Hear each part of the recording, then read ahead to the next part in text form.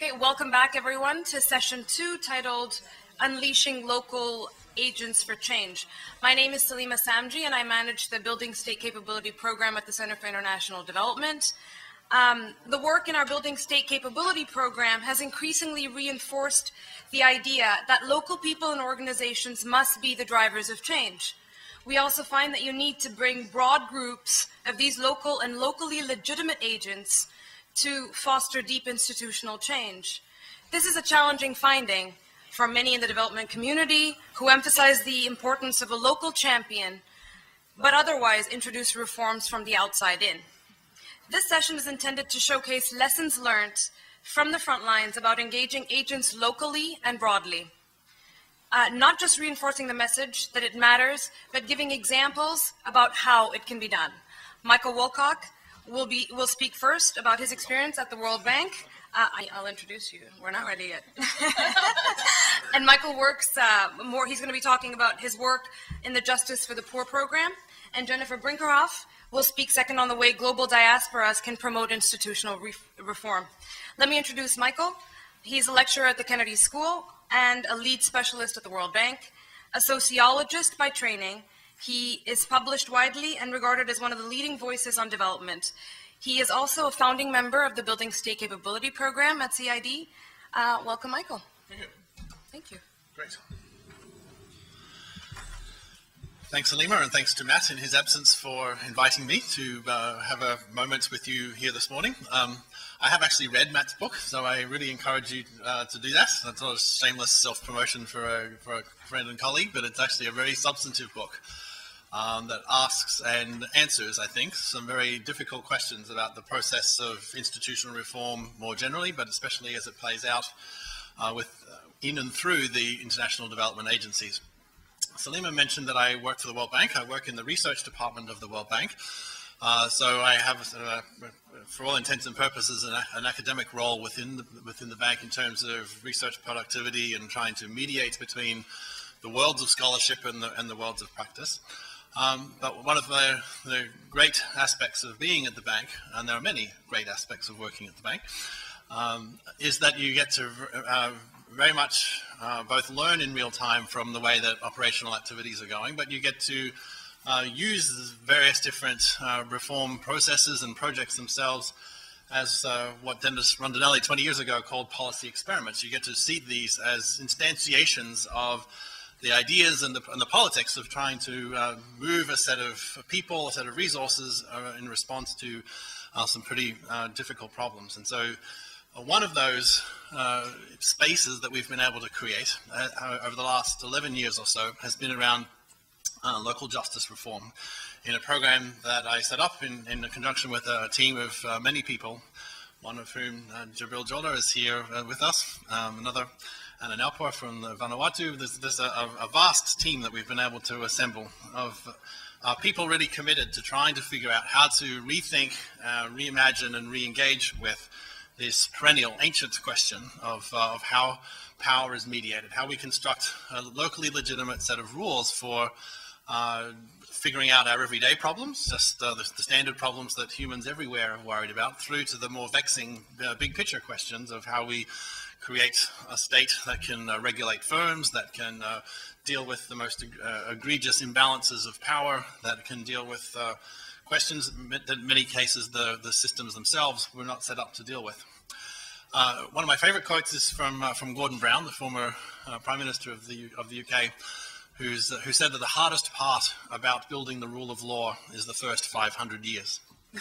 And that, if you want a big problem to tackle in development, you tackle one that sort of takes a long time to try and solve. But our engagement with this question really came from initial work that we did in Indonesia, where we were trying to look at the effectiveness of a large community development program that had been introduced to try and consolidate and promote local democracy in the aftermath of the fall of a dictatorship. And the challenge fell to our team to try and figure out, in an empirical sense, whether and how this particular intervention was working, but also to try and frame this in a sort of a broader theory about how different spaces could be created for development interventions that could really take local context seriously and simultaneously do these things at scale. So it wasn't just anthropology, it was sort of political anthropology. It was sort of doing these things at large scale while respecting the integrity and the importance of the local. So how do we get those two things to work together? One of the key insights that came very early from engaging with this particular question in Indonesia was this subfield, I guess, within legal anthropology called legal pluralism. The fact that many groups don't just live under some bifurcated world between the rule of law, this abstraction that sort of is something that the state presides over, and some customary system, but in fact there were multiple layers of ordering going on, that people lived in multiple epistemic communities, we wanted to put it in a more formal academic sense, and that the Herculean task that we were asking many poor villagers to undertake was to navigate their way in and through and around these multi-layered systems of rules, for which development projects were yet just another layer on top of all of this. So with our language around empowerment and accountability, participation, all of that stuff was actually not just normative, but it had a whole set of assumptions around the right ordering of procedures, the right way in which meetings would be conducted, the way in which resources would be allocated. And so the big challenge that, the analytic challenge that we really thought we were witnessing here on steroids, as it were, in the aftermath of the fall of one massive normative order, the new order, the autocracy of Indonesia, and into the vacuum that had created, the resurgence of a whole array across the country of Indonesia, a whole vast array of traditional mechanisms for dispute resolution, but not just in a local and a village sense, multiple forms of these, that every bridge we constructed, every road we built, every school that we constructed was just adding to and making more confusing. So you're making it more possible, for example, in the eastern islands of Indonesia, for groups that speak mutually exclusive different languages to meet each other. And that's great from an exchange and trade point of view, but really problematic when it comes to actually doing everything from bride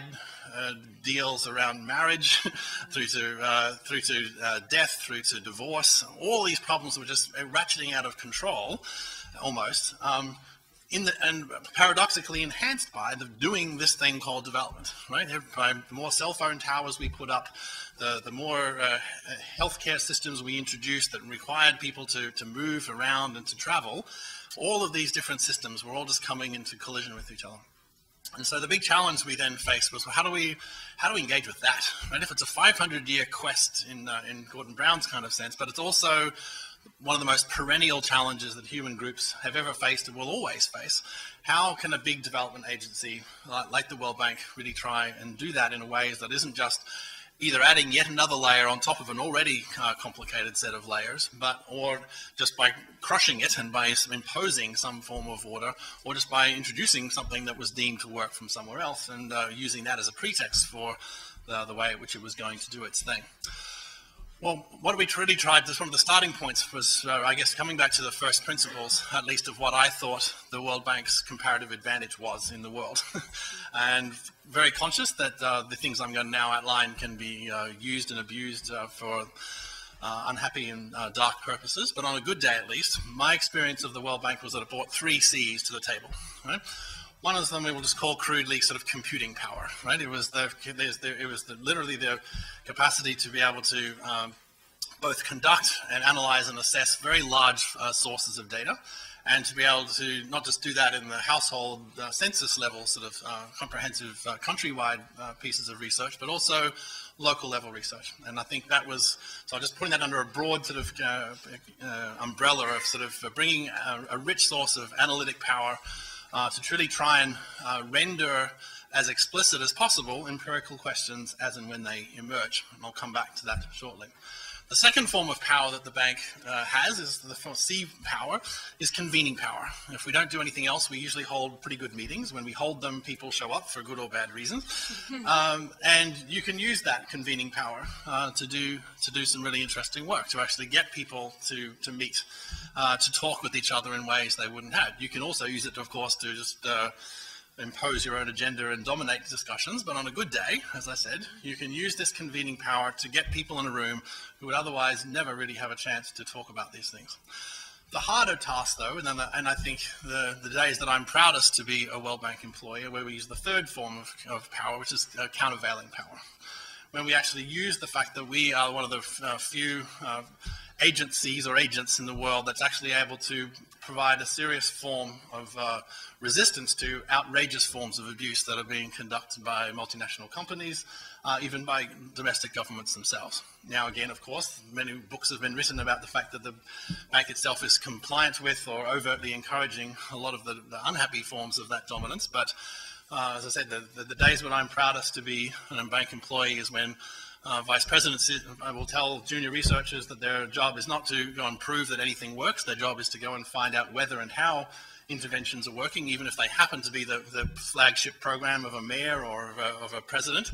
And we'll say to those junior researchers, you tell me what the best evidence is that you've found, and it's my job to go and tell that person sort of what we have found. That's what you pay me the big bucks to do.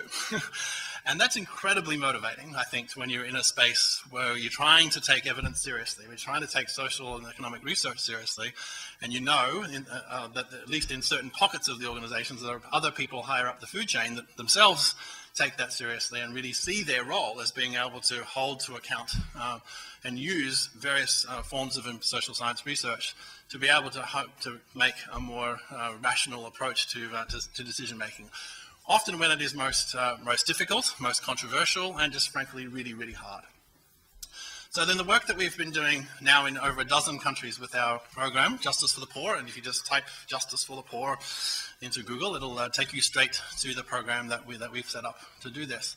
It's about trying to wield those three different sources of power that the bank has, or at least or perhaps more in a more benign form, but three different comparative advantages that the bank might bring to what is ultimately a domestic discussion about processes of rural transformation.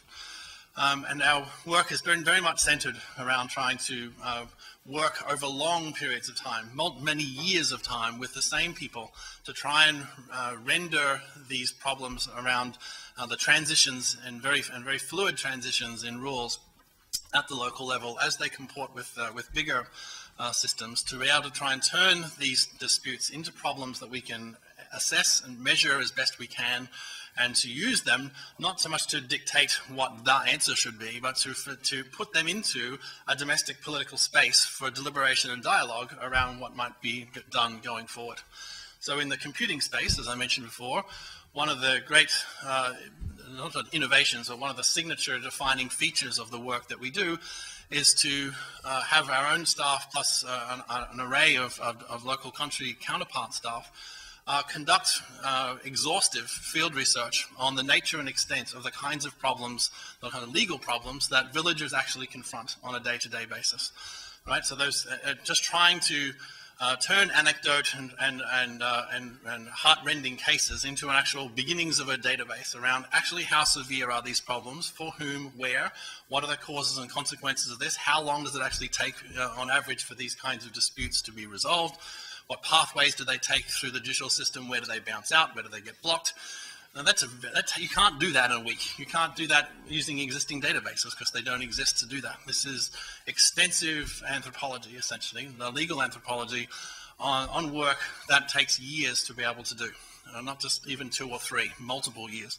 Now, it turns out, of course, that no one else has got anything like this regarding access and knowledge and awareness of the local level in the country.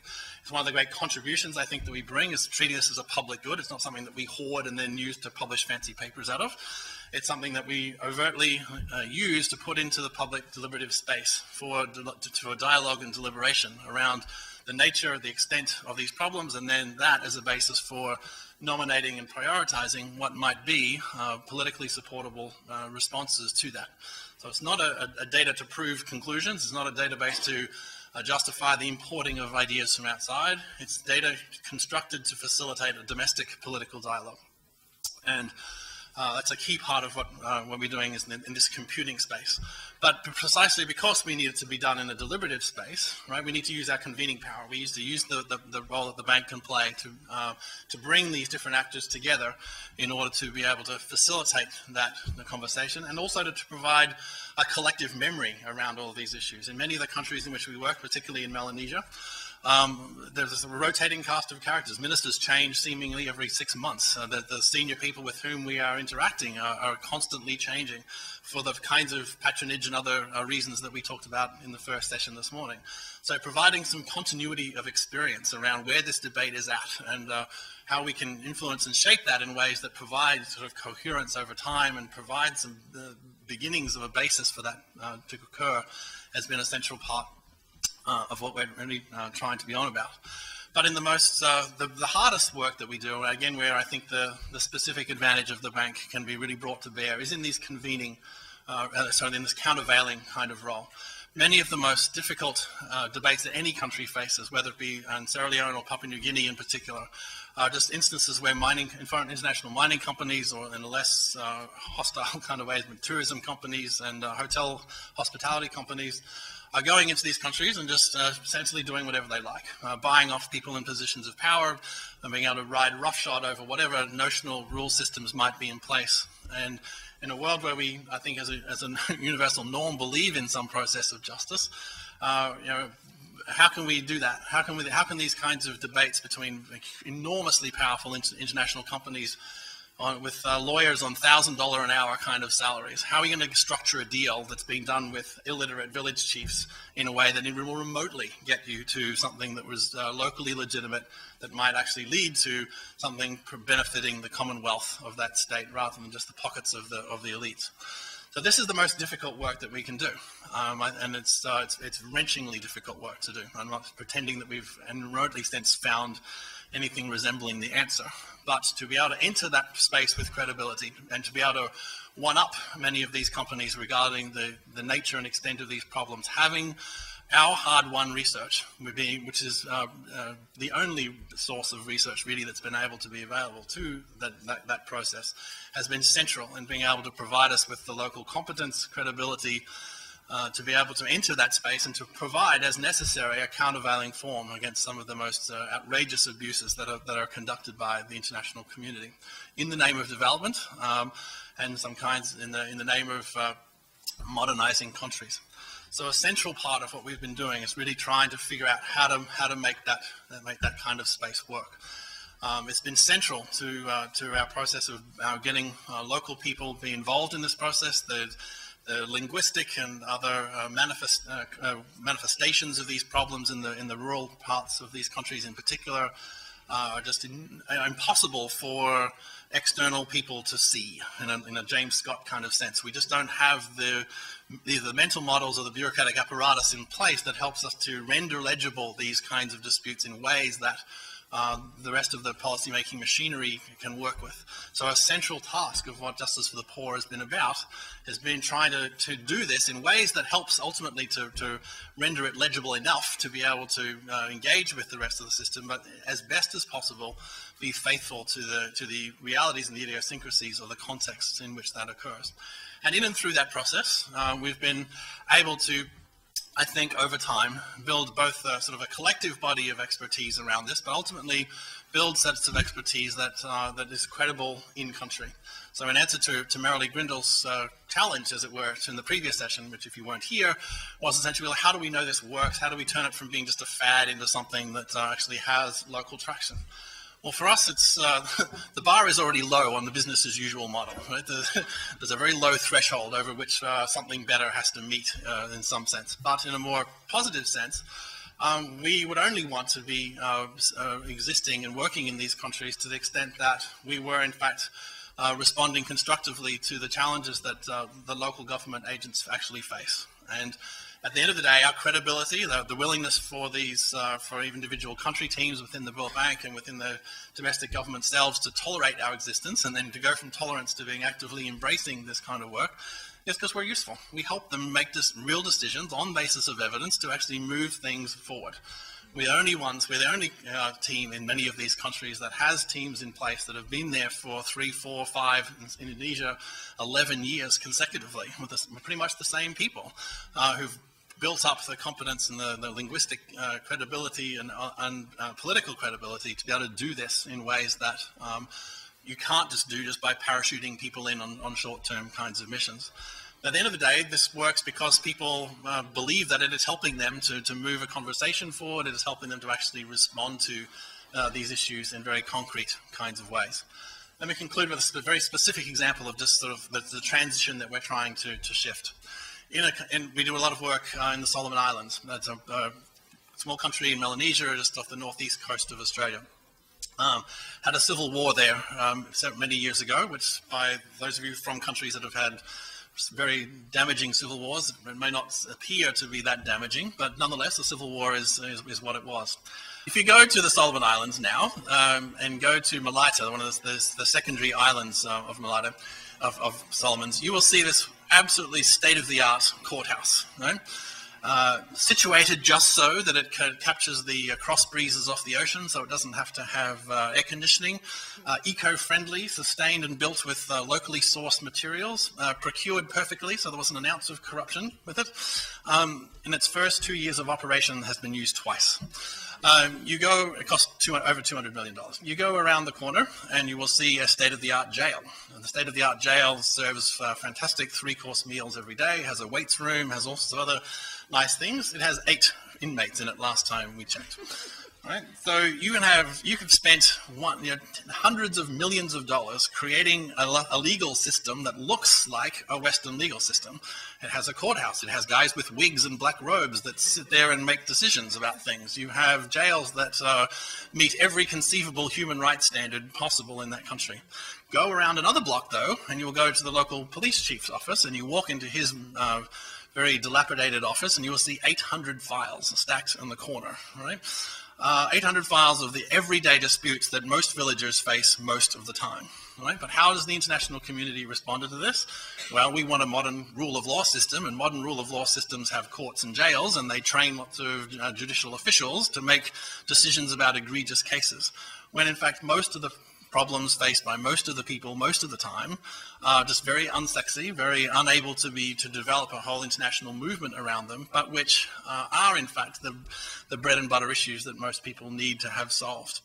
So Justice of the Poor is essentially around saying, well, if those big issues don't matter, it's not, why do we spend hundreds of millions of dollars on jumping straight to systems that look like legal systems, but that don't actually respond to the presenting problems that most people actually have. And if you did have an empirical basis for doing that kind of work, you would know that in fact that's what most people face most of the time. And when it came to a process of trying to figure out how to allocate finite resources and to prioritize them, you would have a basis on which you might begin to either do that or at least have an informed conversation about how that will map onto the responses that you're engaging with. And you might then in the process have built up the credibility for collectively engaging with these much more difficult and vexing challenges of how you engage with challenges that ultimately reside from external pressures.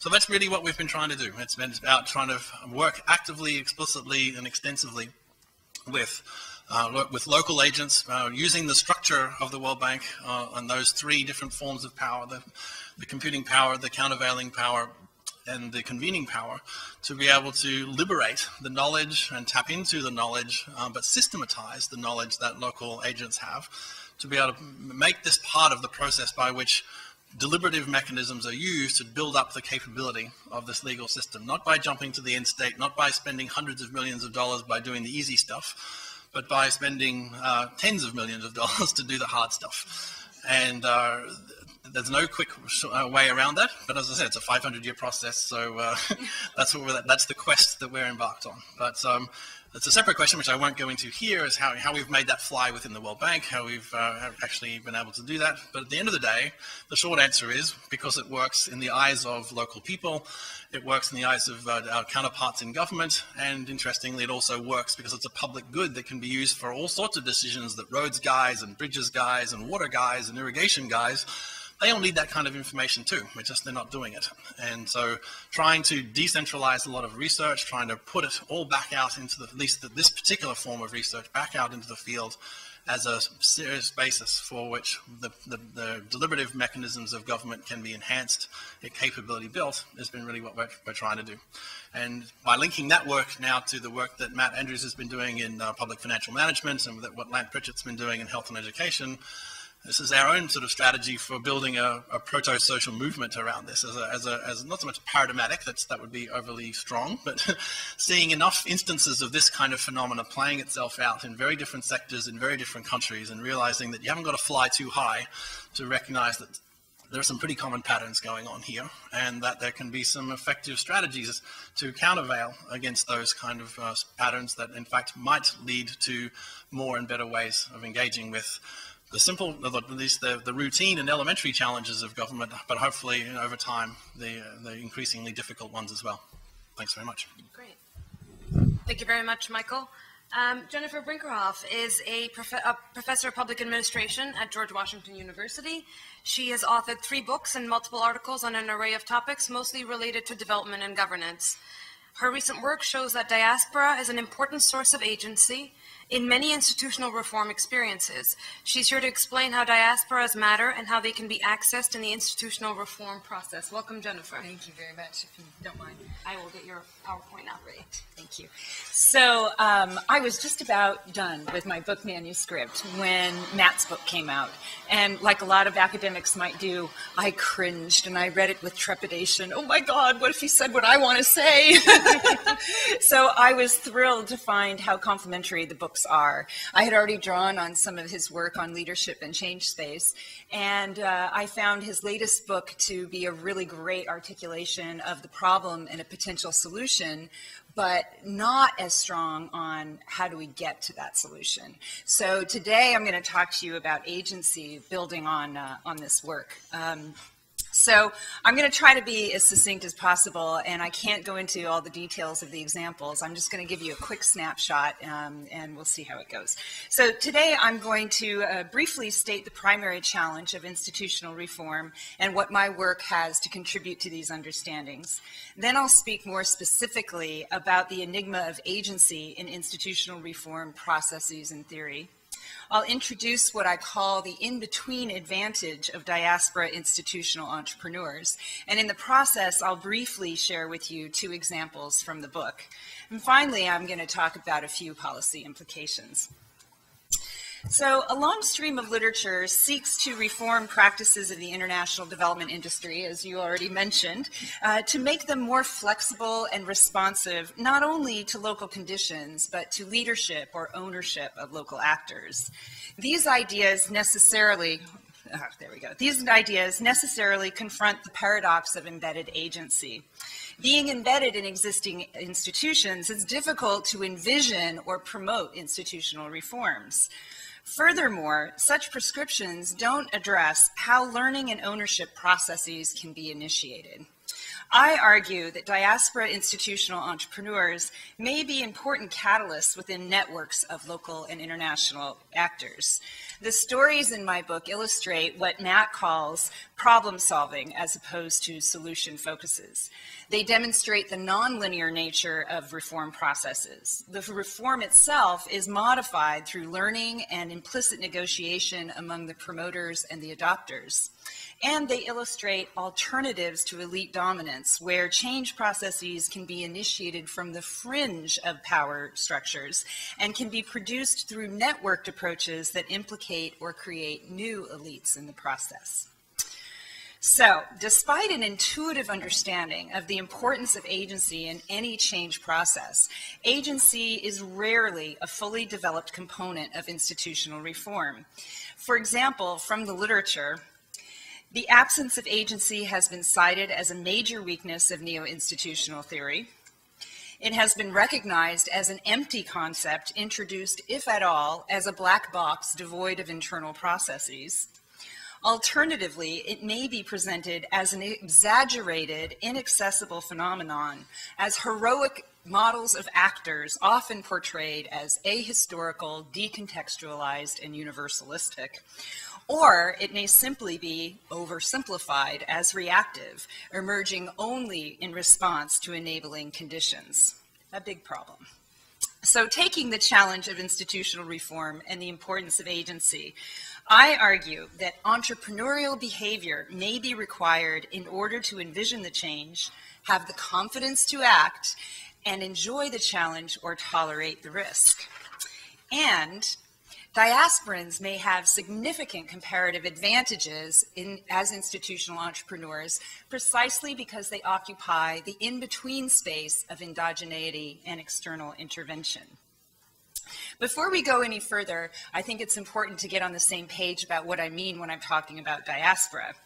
So let me define them. They're immigrants and their descendants who maintain a connection, whether it's psychological or material, to their country of origin. In other words, I don't want to leave, this keeps going by itself, I don't want to leave the impression that all immigrants are diasporas, because that's just not the case. So what is the in-between advantage of diaspora entrepreneurs? What are these advantages that they may possess? Rather than take the time to build my theoretical framework, I'm going to cut to the chase and just talk about some of the results. Specifically, I'm going to speak to these 4 components of the in-between advantage. The first 2, and the most important ones listed here, were articulated by 2 of my research subjects, the Back to the Future effect and the Fulcrum effect, which I'll define in a moment. In talking about these, I'll introduce 2 of the case studies to illustrate them. I'll also discuss the operational and psychosocial advantages. See, it's doing it on its own. Is it on the timer? Okay. So, okay, maybe I'll just use that, okay. It's like, I don't want to touch it. Okay, so I'll also discuss the operational and psychosocial advantages. But first, let me introduce these examples. So, some of you may know Eleni Gaber-Medin. She played a catalytic role in the creation of the Ethiopia Commodities Exchange. ECX is a story of sacrifice and partnerships with many different actors, including not only the government of Ethiopia and international donors, but also a whole team of highly talented returned diasporans and other expatriates and newly trained Ethiopian staff who were committed to a new way of doing things. While each role was essential to success, it is commonly recognized that the ECX would not exist without Gaber-Medin.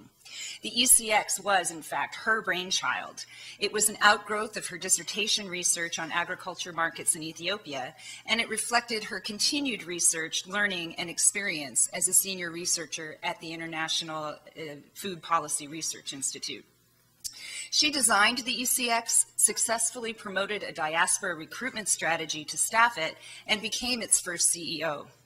By the time she and the diaspora team stepped down in July 2012, ECX had traded 608,000 tons of commodities valued at over $1.5 billion, and the trading system linked 2.4 million farmers.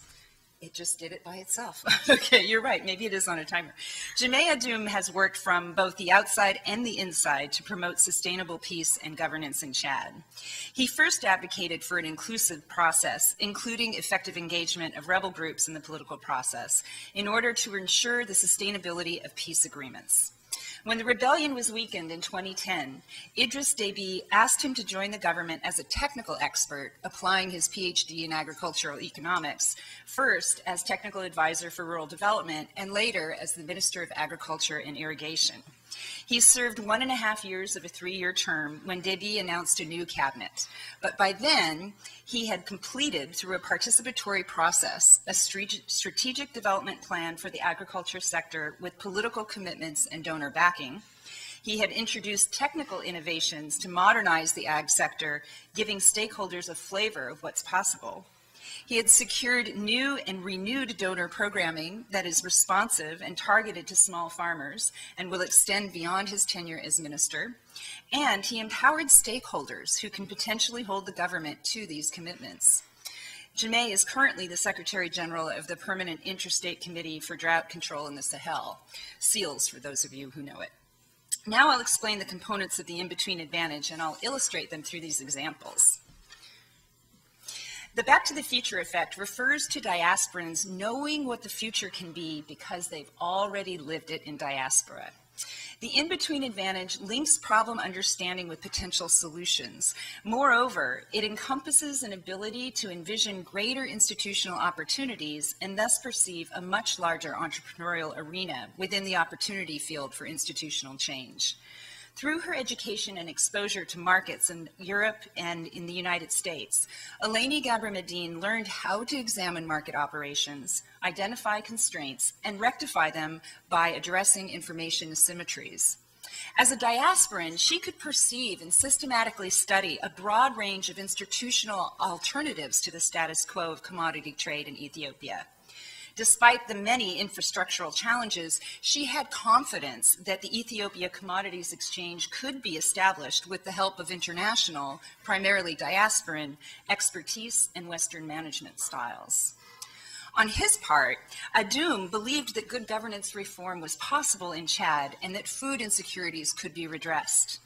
Beyond his technical expertise as an agronomist, Adoum introduced standard good management practices such as performance budgeting, as well as transparency and performance accountability. He understood from his experience living in diaspora that he could organize a constituency of citizen beneficiaries, farmers in this case, who might continue to pressure the government for responsiveness beyond his tenure as Minister of Agriculture and Irrigation. The fulcrum effect refers to the ability of diasporans to have an impact potentially exponentially greater than their ideational, material, or operational effort. In many cases, the introduced reform is not an innovation per se. It's not the invention of these individuals. Rather, it's an introduction of an existing idea into a new context, the country of origin. For example, given the previous absence of real-time information, and particularly in areas far removed from Addis Ababa, ECX's impact was direct and immediate, with ripple effects in every stage of trade, from the producer to the aggregator and small trader to the exporter. Fragile limited access orders, as Frank referred to earlier, such as Chad, suggest an additional consideration with respect to the fulcrum effect. There may be some contexts that are so problematic that a diaspora institutional entrepreneur may be among the very few who have potential to foment change. Adoum did not enter the government of Chad with a billowing banner that said good governance reformer. Instead, he focused on technical interventions and the introduction of benign managerial practices that he knew could be leveraged for broader governance responsiveness and effectiveness. The in-between advantage also encompasses a range of operational advantages, which include connecting various sources of resources, both material, most commonly funding and expertise, and non-material, such as legitimacy, moral support, and authority. Eleni Gabramedine was a powerful connector and interlocutor between the Ethiopian government and international donors. She had the confidence of both sets of actors and was able to convince each to buy into a joint process. In the planning stages of ECX, she leveraged international expertise beyond her own through IFPRI, and for its execution was able successfully to recruit top international experts, in part to her diaspora identity, which exuded a deep commitment to Ethiopia, enthusiasm for the enterprise, and confidence that she could make it happen. Adoum also was an effective interlocutor between the government of Chad and the international community, securing significant resources and convening meetings for establishing mutual learnings and understandings. He spoke the language of both stakeholder groups, and he could explain and introduce donor requirements and managerial expectations to his staff. The in-between advantage also affords significant benefits to diaspora institutional entrepreneurs themselves, which enable their effectiveness, motivation, and perseverance. Among these is the opportunity to operate by exception and to hedge identities and risks. Diaspora institutional entrepreneurs may share several motivations that are associated with entrepreneurism. The motivation model that I develop in the book suggests that innovative diasporans may hold particular motivational tendencies that can be leveraged to great impact in the country of origin. These motivational advantages include the solidarity and justice passions, which sway them to direct their contributions to the country of origin, and also status passions and achievement needs, which may be more readily achieved in the country of origin because of the fulcrum effect. Gabramedine's and Adoum's stated motives suggest a passion for justice in terms of redressing extreme deprivation. in Gabor Madine's case, to address market inefficiencies that lead to chronic poverty. Gabor Madine hedged her identification with various groups and associated social supports and sanctions. She relied on her professional socialization and identification with an international technical community, both for credibility and for confidence, giving her a degree of independence and trustworthiness in terms of perceived objectivity. Her outsider status would have been culturally unacceptable to local Ethiopians, enabled her to operate in ways and in contexts that would have been culturally unacceptable to local Ethiopians. She strategically used her Ethiopian identity to convince a variety of stakeholders of her good intentions. Government officials seemed to expect and explicitly sought to capitalize on the diaspora team's deep commitment to Ethiopia. Adum describes himself as a teller who does not engage in any dirty games. He may have lasted longer than most Chadian ministers under any circumstances, but given this orientation, really the only explanation is that he was somehow operating according to exception. He wasn't judged in the same way as local actors might be. Hedging his identities, Adum is able to connect to the small farmer by reference to his childhood and family history, to the international community through his expertise and professional experience in the United States and with international organizations, and by some accounts to all the stakeholders in between. He's a very charismatic guy. So, of course, there are potential disadvantages as well, and time doesn't permit me to go into all of these in detail, though I do in the book.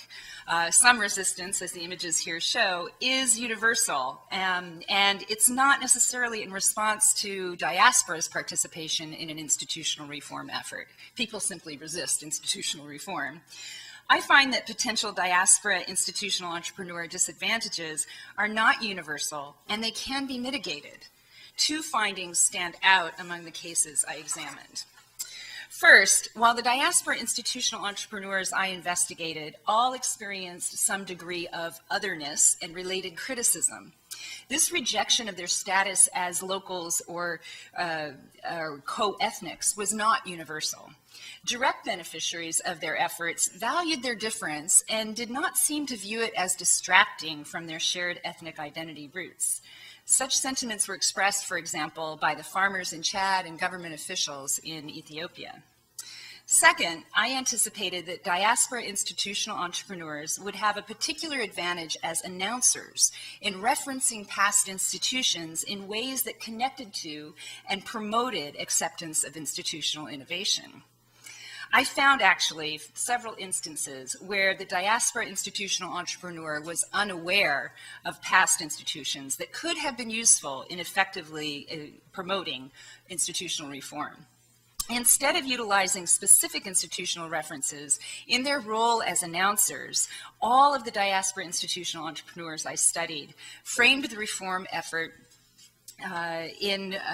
around shared identity, invoking emotions of pride as they promoted the glory of the homeland writ large.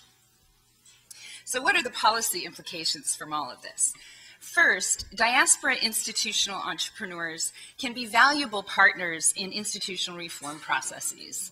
The Ethiopia Commodities Exchange is the culmination of a diaspora institutional entrepreneur, catalyst, Gabor Madine, in partnership with the government of Ethiopia and international donors.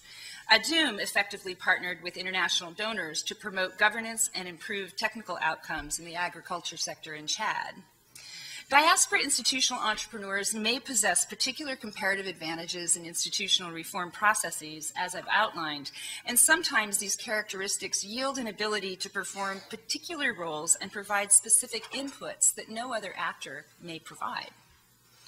Government and donor programs can lay the groundwork for potential institutional reform efforts in the future. For example, Eleni Gabor Madine is the product of a Rockefeller Foundation African Dissertation Internship Award, which incentivized country of origin related research and local partnerships and related capacity building. Adum offers helpful tips to policymakers. He argues that the best way to determine if a diaspora institutional entrepreneur will be an effective partner in institutional reform efforts is to walk with them. He says you should begin a process and build a relationship. This requires being willing to tolerate the ambiguity of not knowing in advance where the process will lead and what the diaspora institutional entrepreneurs' true intentions and capacities may be. Tolerance for ambiguity is a characteristic of entrepreneurs, suggesting that any actor intent on promoting institutional change should consider their own potential to meet the needs of the process. Given that all actors are embedded in organizational systems, each with their own constraints of accountability and responsiveness, it's likely that most potential participants in reform efforts, notably donors, would fail this sniff test. While it is somewhat hackneyed, it remains true that institutional reform requires individual champions who are willing to test the boundaries of these constraints in the interest of effecting real change. And those reformers, as my research suggests, need to come from multiple sources. Thank you. Great, thank you very much. We're going to open the floor to questions. We'll take 3 questions at a time. When you ask your question, if you could please introduce yourself and tell us where you're from. Thank you very much. Hello, good afternoon. My name is Gideon, probably from Ghana. Right. My question actually has something to do with state capability, citizen actions, citizen voices, and identifying politicized data, working it out for development.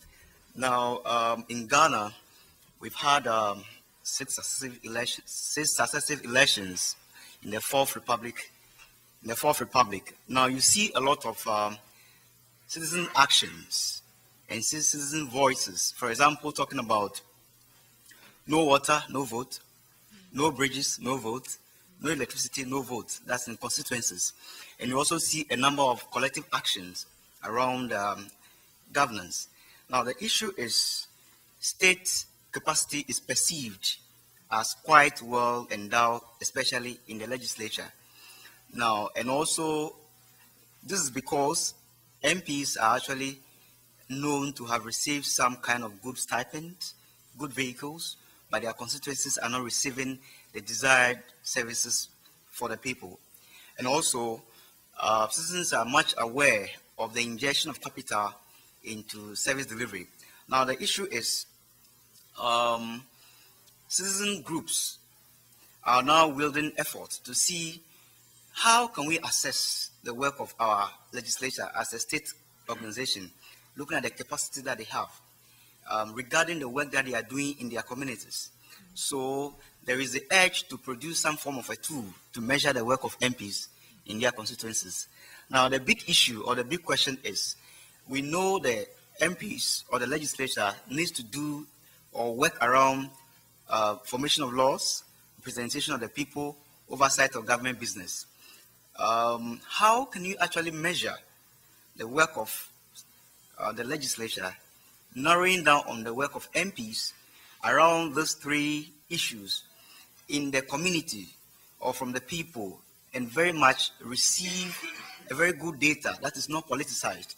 Because in the community, for example, in Michael's work, if I can call you so, you have done a lot of research, data generation, data analysis, and production of evidence to work on justice for the poor. I'm sure you receive some form of politicized data or good or bad data, because in this circumstance, we are looking at how can we assess the work of MPs in the communities. Now, for example, when people or citizen groups are going on the ground to assess the work of MPs, certainly there are factions, there are political groups on the ground.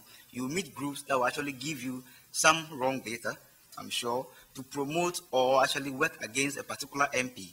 How do we handle such instances? There's a blend of state capacity, citizen actions, and getting the right data for development to work for the people. Thank you.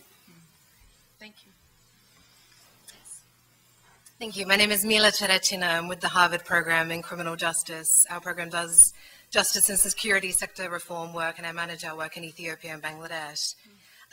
We've had a long interaction with the World Bank's Justice for the Poor program, and so it's a pleasure to see you here, Michael. I noticed, just going back to the theme of this particular session, unleashing local agents for change, I think I noticed 4 different types of agents, local agents, in your presentation. So one perhaps being the local agent as represented by government, the second perhaps being local agent as represented by the sort of translators and enumerators and others who assisted you on the ground.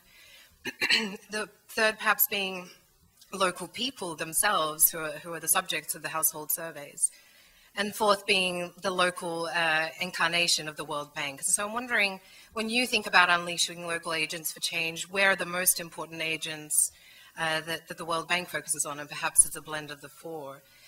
The local agent that most captivates me is the government, and I wonder, as the World Bank conducts its work of creating robust forms of research that draw on the voice of the people and present those priorities and problems to the government, how is that relationship actually navigated when they learn what a real problem is? How does the government come to understand that that is something that might be worth taking on, and what role does the World Bank play in that? It would be great to hear a little more detail on that. Thank you. Thank you very much. Very good presentations. My name is Mukundi. I'm from Kenya. I'm a mid-career student here at the Kennedy School. I work with the African Union. A question for the colleague from the World Bank. You indicated and shared some useful comparative lessons, but I'm curious if you also would have some things to say about the failure also of the World Bank to use the statistics and numbers that they use to effect really positive change, and perhaps the structural adjustment programs, the poverty reduction strategy programs, which essentially have been indicated and said to really have failed miserably in the continent, especially in Africa. And you use certain, analyses, certain statistics and figures to be able to determine that that was a useful program, for instance, and how then that has affected the bank's view of how then it replicates models from different constituencies and different places all over the world. And you mentioned, I think, Solomon Islands, where somebody imagines that the way to address justice is basically by bringing about, courts and jails. And that hasn't worked. And I think we've seen that continue, mainly from the IMF, mainly from the World Bank, using, market theory economists to determine what is useful. And I think also links to our colleague who's sharing on the diaspora. This thinking that because you've been able to engage and perhaps acquire some comparable, maybe positive lessons because of engaging with people who are developed, that you have more better ideas than the folks who are at the local country level. And because this particular session is talking about social local agents as the drivers of this change, I'm curious to know why then this focus again almost is mimicking that they outside can bring that local change and actually can ignite that local change, which really seems to totally go out of the conventional. Thank you very much. We're going to take those three and then take a second round of questions. Thank you. Michael? Oh dear. Let's see. Let's see what comes out my mouth when I provide an answer. Okay.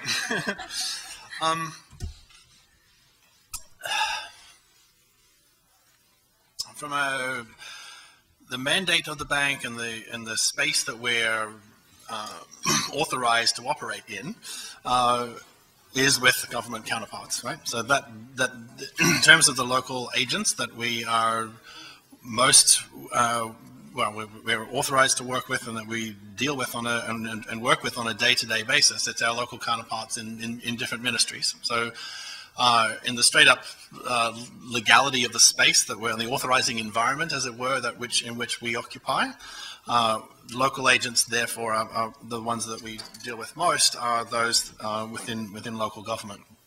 But what we've been trying to do, I guess, is part of that process is really trying to, by way of helping the immediate counterparts, our immediate local government agent counterparts, is to work with the people that do actually have the strongest local expertise of a particular kind, that we need to engage on a collective process of institutional reform more generally. Now, all of us in social science are slaves to defunct theorists of some kind, to invoke Keynes. So whether it be structural adjustment or even the stuff that we're doing here, you can't not have a theory of change built into what you're trying to do. What we have been trying to do is be a little as explicit as we are able to be about how we think this process of institutional reform happens, but not because we are imposing it on other people, but because through the nature of the development process and through the dialogue that the bank has with counterparts, that has been deemed to be an issue around which we're going to collectively try and work. The default option for doing that sort of stuff, whether in the unhappier old days of structural adjustment, was a belief that the big changes in functionality would come about through changing the ex-ante conditionality of reforms, about being able to try and change things up front in the belief that that was somehow going to change. But as Marilee's presentation this morning holds, to the extent that as a higher order meta theory of change has itself now started to be called into question, then that creates a vacuum in some sense for what a plausible, supportable alternative to that might be. And there I'm going to, that's where I put on my sort of comparative historical sociologist hat and say, well, I actually think, as Doug North himself would say, that the economists or the economics profession as a whole not only doesn't have a monopoly on that, doesn't even actually have a comparative advantage on how we might engage with these very vexing questions of how institutional reform might actually come about. So to do that, you have to have a different model of engagement, or one that very much sees that we're not trying to predetermine what the end state of these processes will be, but we have a much I hope, at least in our work, a much richer and serious commitment to the legitimacy of the process of change being central. And how do you build up the process of legitimacy such that the destination is what the destination becomes? And so the work that we've been trying to do has been all about trying to create this space for deliberation around evidence as good as we can get it, so that the deliberative process happens in a way that turns what would otherwise just be a naked power play or a world devoid of any evidence whatsoever into one that begins to have broader legitimacy, precisely because it is informed by a richer set of data. I should also recognize that data itself is a capability issue. Collecting data is really hard, right? And Morton Jervins' new book on poor numbers, which is just a very sorry tale about just even the numbers that are universally and central to government action, GDP numbers. It's a sausage-making factory, right? And the less you know about how the sausage was made, the less you want to ever eat a sausage. Well, if it's that bad, even in the one number that we universally agree on is important, it's going to be equally not only just low quality, just really hard to collect this kind of data around these more context-specific normative issues around justice reform. So part of what we've been trying to do is not only just to appreciate that fact, but to say that it's not just a matter of bringing in SWAT teams of people who can sort of tech their way to a better data set. The very process of collecting data on these issues is itself a capability issue. And it takes a lot of time and investment in ourselves as much as in our counterparts to figure out not just technically how to do that, how to get your sampling right, and how to design survey instruments that are going to get a rigorous handle on that, but how you actually use that, you are able to collate, interpret, and then work with the fruits of that work to be able to contribute to a broader policy dialogue. So that for us is really the central part of us, trying to be explicit about our theory as possible, but when we're engaging in the type of problem that we're engaging in, just institutional reform generally, but justice reform in particular, recognizing that historically and still today, these processes take a very long time, occur over very nonlinear processes, inherently and always have emerged through some kind of domestic political process. And what we can do in the 21st century, in an age where we find ourselves in a world where external resources are available explicitly for these kinds of purposes, is to be explicit about that and to try and then use that space that's been created to hopefully do things a little more equitably and hopefully a little more effectively than they might have been done if left to their own devices.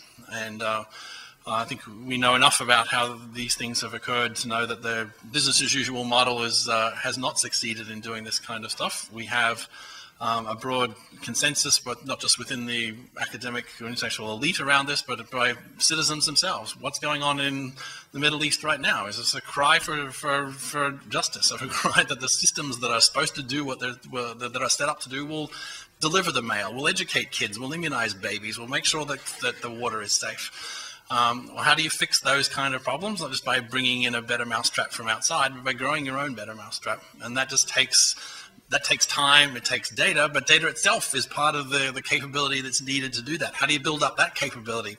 The same way you learn to ride a bicycle, the same way you learn to speak a language, the same way you learn to play a musical instrument, by doing it. And so part of what we're doing by mobilizing the convening, the computing and countervailing power of the bank, at least in our instantiation of it in Justice for the Poor, is trying to build up that domestic capability for deliberation, the domestic capability for data collection, such that over time, in and through that process, something emerges that has local content and legitimacy.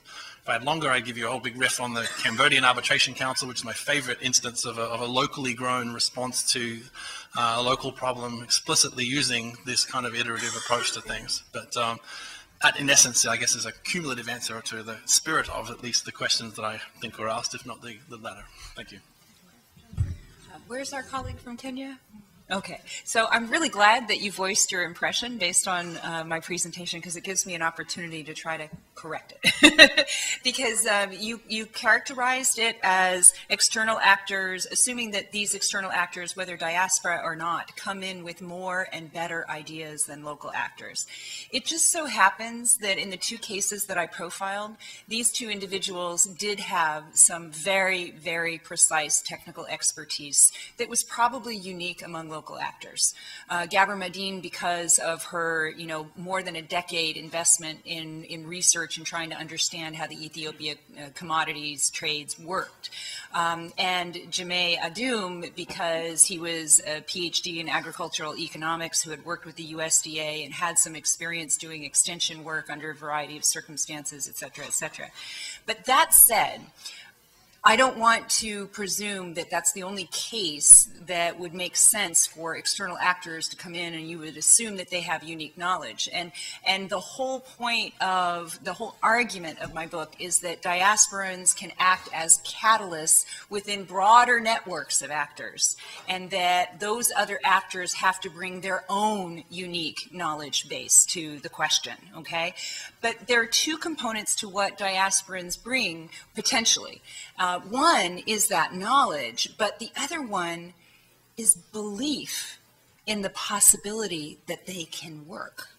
And I can't stress that enough, and I tried to give some illustrations from those two cases, that these were two exceptional individuals who, because they were coming from the outside, they were optimistic and they weren't jaded by the system. They hadn't encountered all the obstacles. They were entrepreneurs in the true sense of the word. I go back to the early literature on entrepreneurs for this project. I absolutely hate that we have a tendency today to equate all innovation with entrepreneurship, because it's not true. We lose a lot about what the true meaning of entrepreneur means and what those unique elements of a character that may be necessary to some reform efforts.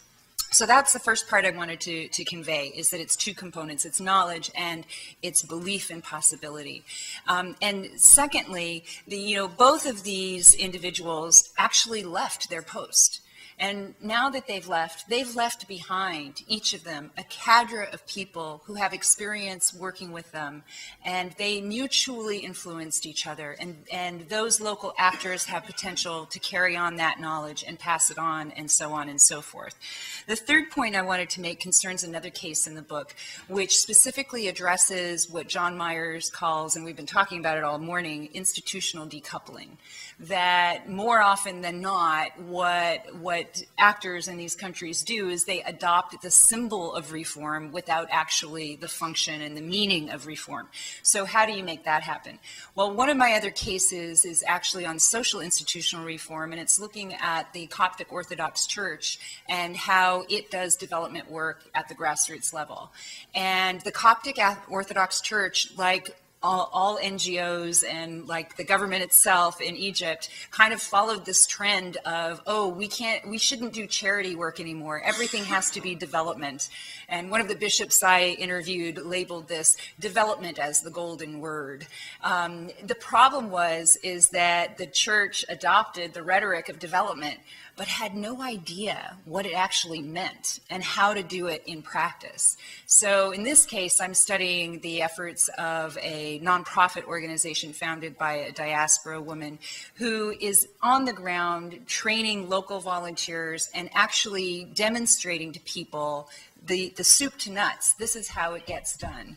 And that too is having spread effects. So these are the kinds of knowledge, commitment, and how-tos, mechanics, I guess, that they're bringing. Thanks. Thank you. I just wanted to offer two examples to the question on how do you measure MPs specifically. There's a group in India, that Parliamentary Research Service, and what they do, because they have a log, they have documentation on everything in India, and they actually have an attendance calendar. So one of the things they do is see how many days do you actually attend the Parliament session, and then make that available. And they're a nonpartisan group. They've been very, very good about not taking any sides with any, and they've really stayed true. Even the funding they receive cannot be from anyone that supports it. So they've been very, very careful about that. They do briefs, but those are the kinds of things that they've done with the data that's available to them. Like, you vote for your MP, does he even show up? And then they look at, what does your MP vote for while he's there? Did he even vote on an issue that you care about? And just collecting the data that they do have and making it publicly available. There's another group in Kenya, I'm not sure if they still do this, but they definitely did about 3 years ago. And there's an MP lab. So the MPs actually have funds that they can disperse at their own discretion. And what this NGO did is they basically made this information available. This is how much money this MP got. This is the picture of this MP. This is what he was supposed to build. This is how much money it cost. This is a picture of what that looks like today. And so there are groups. I mean, sure, this was an online system. Not everybody's online in Kenya. I'm not sure how well it did, but these are just some examples of the types of things people have tried. And I'm sure there's a lot more, but I just wanted to share those specific ones with you. We'll take some more questions. Thank you. Thank you very much. My name is Nilgün Gökgür. I am a Turkish, if you want, diaspora American, Turkish American. My comment is actually, I have a comment for Michael, a question for Jennifer. My comment for Michael is I'm delighted, I mean, you have an organization, Justice for Poor, but also I wish it were justice for all. Giving you an example, and Turkey, Istanbul has one of the fanciest justice palaces built by the present Islamist government, that Turkey has more journalists in jail, and generals and academics and so on, and even during the protests in Istanbul in June, literally that very palace detained medical doctors and the lawyers who were trying to help the protesters. So this is the problem in the Middle East, the absence of justice and pretense of justice by buildings. My question is, I work actually in the Middle East and Africa as a development economist. And my question to Jennifer is, how did you select those cases? And the second question is, are you aware of the failed cases? I will give you one example from Rwanda, working back a few years ago. I worked several times in Rwanda. And one particular case, a Norwegian diasporan and Rwandan ladies wanted to start a methane gas company. And literally her case, it was financing from England and Israel. All the money she invested in was confiscated by the government, who is in full alliance with the ruling party-owned investment holding companies. When we speak about these ruling party-owned companies, the donor community remains silent, including the World Bank and the DFID. So I think what I would like to alert you is, why such cases? How are you aware of those failed cases? I happen to know one. What can be done to prevent those cases? How can they be brought kind of a disclosure and transparency so we know why they failed, and the international community does not remain silent but chooses to speak as well? Thank you. Thank you. I see we're getting very close to the witching hour here, or breaking hour, and so I'll try to be very quick. My name's Art Goldsmith. I'm a professor at the College of Management at UMass, just at the other end of the red line. and very interesting talk, both now and the earlier one. And I just had an observation and a quick question to both of the panelists. It seemed to me the theme, or one of the sub-themes of the discussion earlier this morning, the first session, was the tension between the general and the particular in development and in governance in particular. And I think the inference was that that tension is a negative thing. And I thought both the speakers today illustrate or brought up stories and themes that indicated, or at least possibly indicated, a more productive relationship in this tension.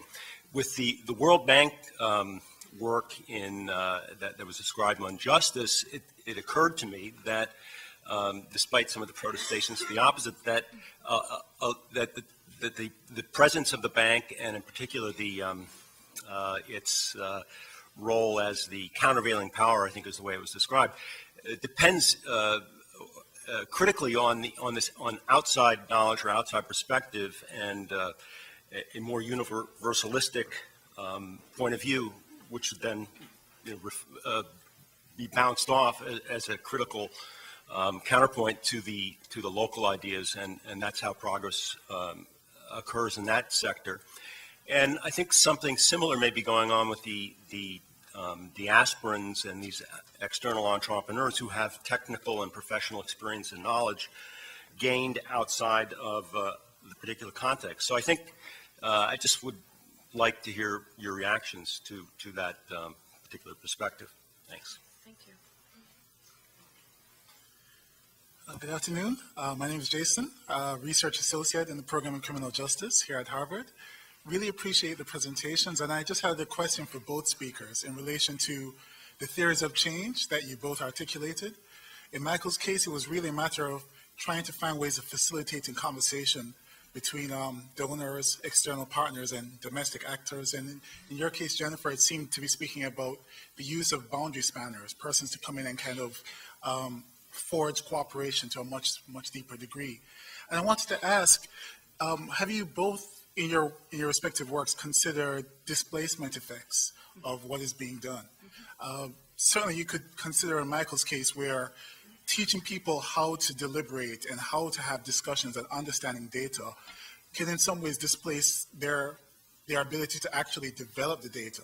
I'm not sure, and maybe you could guide me in this. Are you also working to actually build local capacity to do the research, or is it more so creating the research and sharing it with local partners?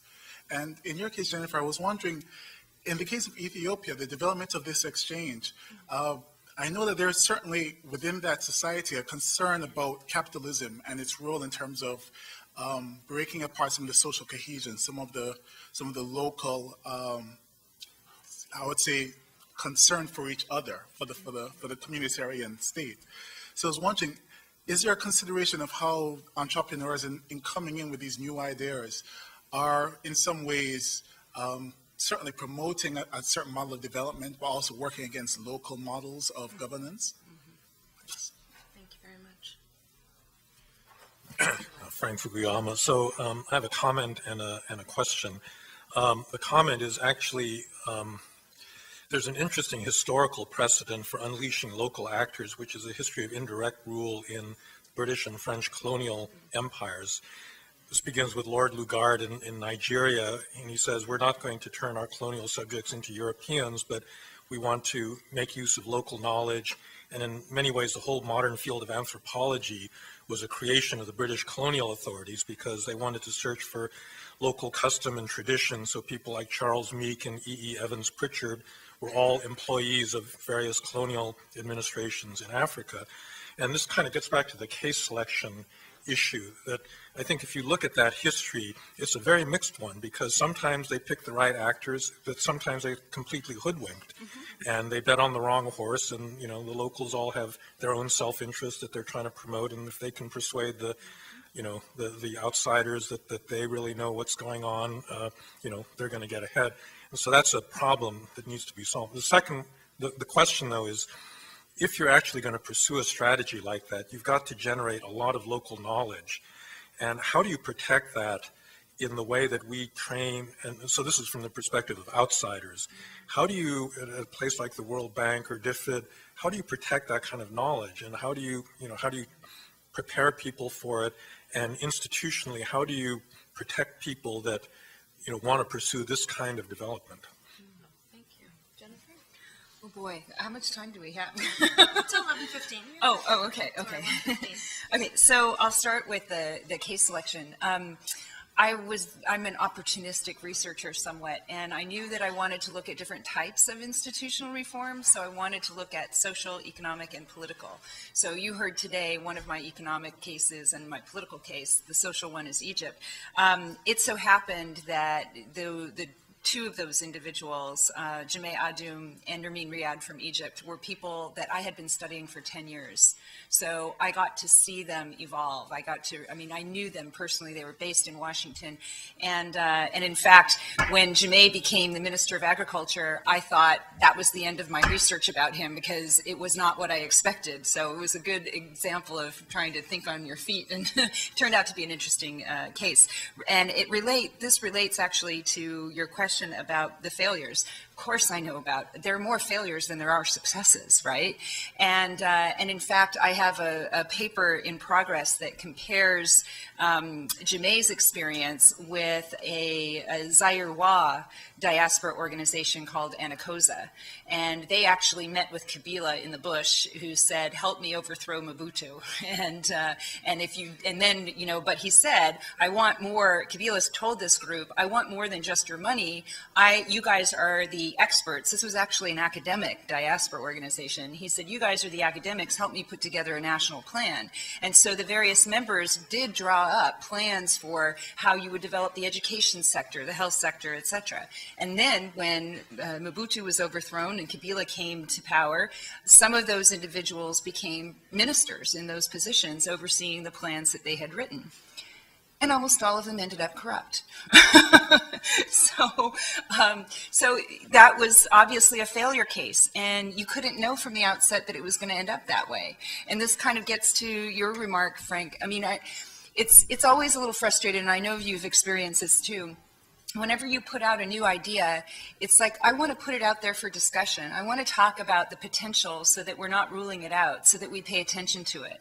But I am in no way suggesting that this is the answer and that this will work in every instant, which is why I really appreciate Jameh's take on it when he says, he had a great frustration trying to work with the international community before he ended up going on the inside, when he was still advocating for change in the peace process in Chad. He was very, very frustrated. He had participated in these high-level meetings sponsored by the UN, and nobody wanted to take him seriously. And that's why he said, can't you just walk with me? You're assuming from the outset that I have bad intentions and no capacity. But how do you know that? Walk with me and find out. So that's really, it's not an answer that you can program and predict, but it really is the most realistic response. We don't know until we try. Also related to the failure cases and the question about capitalism in Ethiopia. Actually, I have a second chapter on Ethiopia that looks at returned business entrepreneurs. And in fact, there's one guy in particular who is an entrepreneur in the classic sense. I mean, he's got the entrepreneurial personality. He loves risk, et cetera, et cetera, et cetera. Well, he was recently run out of the country at threat of being imprisoned. And, I'm writing this book, and at the 11th hour, all of these other things are happening. And, but at a certain point, you have to kind of say, this is where I've got to stop because I got to get the book under review. But this guy made a lot of money, but he was arrogant, and he was very visible in what he did. And a lot of the locals either wanted a piece of that or just didn't like his style. So those conflicts are there for sure. But one of the key issues in the two cases I talked about today is that, and especially the ECX case, it was a partnership with the government. Reference was made earlier to the Meles government. Meles wanted to modernize the economy in Ethiopia. And so, yes, there are these, existing ways of doing things, but he recognized that's not the way a modern economy works. And if we want to continue on this growth path, we've got to do certain things. So the story that I tell in the book about ECX gets right to the heart of it, the coffee industry in Ethiopia, and how the Meles government actually used the ECX to break a centuries-old cartel. So there are good things about local customs. There are not so good things about local customs. So, thanks. Thank you, Michael. These broader set of questions about the extent to which one accommodates, respects, protects local knowledge, and how that is similar to or different from Western social scientific ways of knowing. Those are great questions because they are perennial ones. I mentioned over dinner last night that the only reading that's made it through all 9 iterations of my class here at the Kennedy School is chapter 1 of Bob Klitgaard's book, Tropical Gangsters, with the wonderful title, Giving and Receiving. And the wonder of that opening chapter is that it really just makes problematic what is an ancient problem of how we give and how we receive.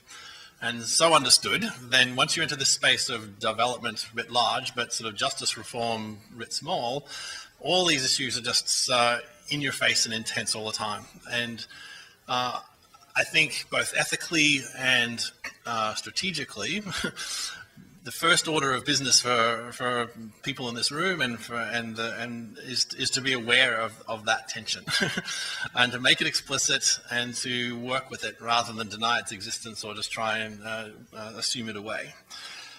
For us in our Justice for the Poor program, that manifests itself in the fact that we have, in effect, a franchise model, which is to say when we set up shop in different countries have a license to be able to call themselves essentially whatever they like. So I've said the title is Justice for the Poor. Those 2 main words in that title are deeply problematic. Every country has a different notion of what justice is, and everyone has a different what being poor is. In Vanuatu, where we work, our program is not called Justice for the Poor, it's called Justice Belong Everyone. Right? Why? Because the Ni Vanuatu don't have a word for poverty in their language. There is no conception of being poor when you live in a tropical paradise. They have notions of exclusion. There can be in-groups and out-groups, but there are no poor people as we tend to understand that in English. So the first order of business when you've just set up your little shop is to say, we will call this whatever makes sense in the local context. That said, the reality of trying to run something through a big Weberian bureaucracy like the World Bank is that there has to be some degree of coherence. The system has to be able to provide you with real money to do what you regard as real work. And so then there has to be some degree of translation across that, the vernacular into the language of bureaucracy, into the language of social science. That's the trade-off that you make. And different people can reasonably choose different points on that trade-off curve, as it were, as to where they come down on that. Anthropologists tend to be at one point on that spectrum, advocates at another, hardcore neoclassical economists at a different point again. But I think the first order of business from a professional standpoint is to recognize that you are making those trade-offs and to be explicit as you can about them and to have a reasoned and evidence-based basis on which you do that. Look at this activity that we're doing here today, right? What are we doing? We're collectively reasoning. Jennifer and I throw out a few ideas, you push back, and we hope and do this 1,000 times over, and this thing called knowledge and scholarship advances, right?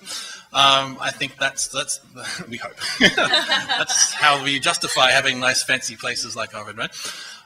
Or do it over 400 years and you get a place as prestigious as Harvard that's able to routinize that as a modality of learning. And I'm okay with the fact that that's a legitimate way of doing business. I just think we should be doing more of that in these more inherently contentious spaces called institution reform, justice reform, where it's not obvious what the right answer is. The right answer is what we negotiate and what we construct together. And for better or worse, in the 21st century, we live in an interconnected age where there are organizations like the bank. There is an alphabet soup of different agencies all running around. No one has a monopoly on what the right answer is. All we can do, I think, is be self-conscious of the fact that we, the people in this room, bring a collective sensibility for how we do business. Other people have different collective sensibilities, and we throw that out there. We have some common norms and procedures around which we try and work towards a common enough understanding of how to proceed, and we iterate as we go along. So we're doing in this room what I hope is a small instantiation of a broader principle for how we wrestle with inherently complicated problems. And as I said, at the end of the day, we're back to giving and receiving. We're back to this very ancient problem of how anyone learns to give, how anyone learns to receive, and recognizing that's always been problematic and it will always be problematic. Our challenge at this point in history is to say, okay, well, how does that problem manifest itself, or how the dynamics of that interchange between giving and receiving manifest themselves now, and be faithful to what we know and be accountable for that and be public about that and subject it to criticism, be willing to be wrong. All of that, I think, is not impossible even for big organizations to do collectively. Great. Thank you very much, Michael and Jennifer. Let's give them a round of applause.